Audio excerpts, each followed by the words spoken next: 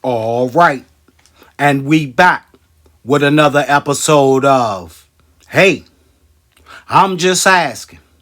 And today we want to talk about my 2023 boxing recap, the year of exposure. Now, I hear some say that this was one of the best years in boxing history. Man, cut it out. 2023 was the year of boxers getting exposed. Where should we start? Shakur Sanders? Nah, my bad. I meant to say Shakur Stevenson. I've been getting his name wrong since his last fight, so pardon me. But let me get this straight. You turned down Devin Haney to fight who? Edwin De Los Santos? Man, what was you thinking, champ? A easy payday? Both of y'all got exposed for real. They was in that ring practicing looking hard. Hey, we've seen better street fights in the hood than that, you hear me? Nobody landed punches. Check the stat sheets. It was triple singles. They was shadow boxing at best out there. I'm just glad I didn't pay for that garbage, 'cause it was straight trash. In my opinion, boxing in 2023 was great for the promotional aspect of it. Social media gave the fighters a voice. Spence versus Crawford and Davis versus Garcia doesn't happen without the algorithm. The fans finally won something. A mega fight and a goodie fight. What more could you ask for? The war for pound and the rehydration clause battle. Now, both of those fights did their numbers.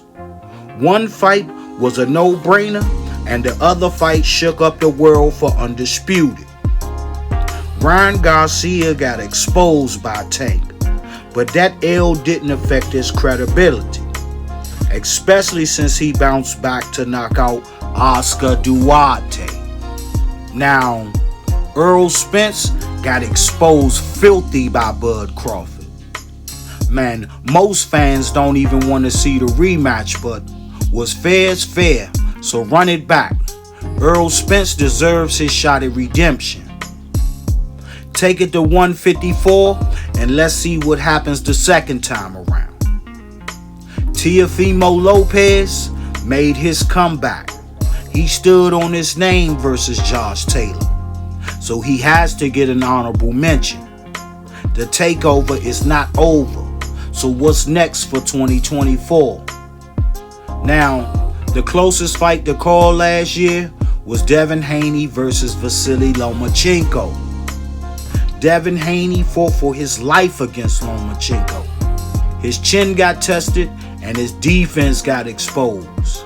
Haney let the 35-year-old Ukrainian close the gap in the clutches and fire off shots and combinations. Vasily let his hands go every round except the 12th round to me. This fight should have been called a draw, but that's boxing, and y'all know how the politics go. After Devin Haney got exposed at 135, he moved up to 140 and exposed Regis Prograis.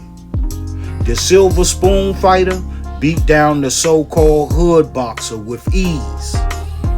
Talk was cheap for 3 champions last year. So what did we learn in 2023? Terrence Bud Crawford is the best pound for pound, and Devin Haney just might be the fighter of the year. Is Tank Davis the future face of boxing once Canelo retires? Should Canelo win Cherry Picker of the Year? Hey, he earned it. Hey, David Benavidez destroyed Demetrius Andrade. Even though they fought toe-to-toe, Benavidez was too much for him. He's a problem, and he should be next up for 2024.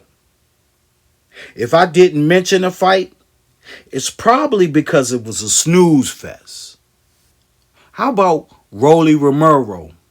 He just got schooled by a 40-year-old, but he still got a care package win for the title. Tyson Fury looked washed up against Francis Ngannou. Like, what was that? You gotta be kidding me, right? How does the heavyweight champ barely escape the MMA champion in his boxing debut? Hey, I'm just asking. His next fight has to be Alexander Usyk for all of the belts and undisputed.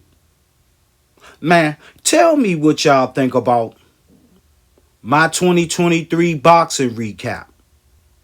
The year of exposure.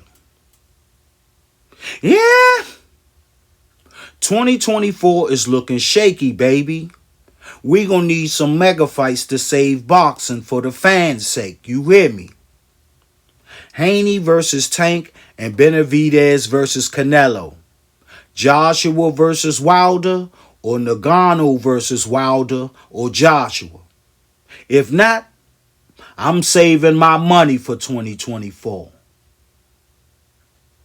Man, like this video, share this video, comment and subscribe to the channel.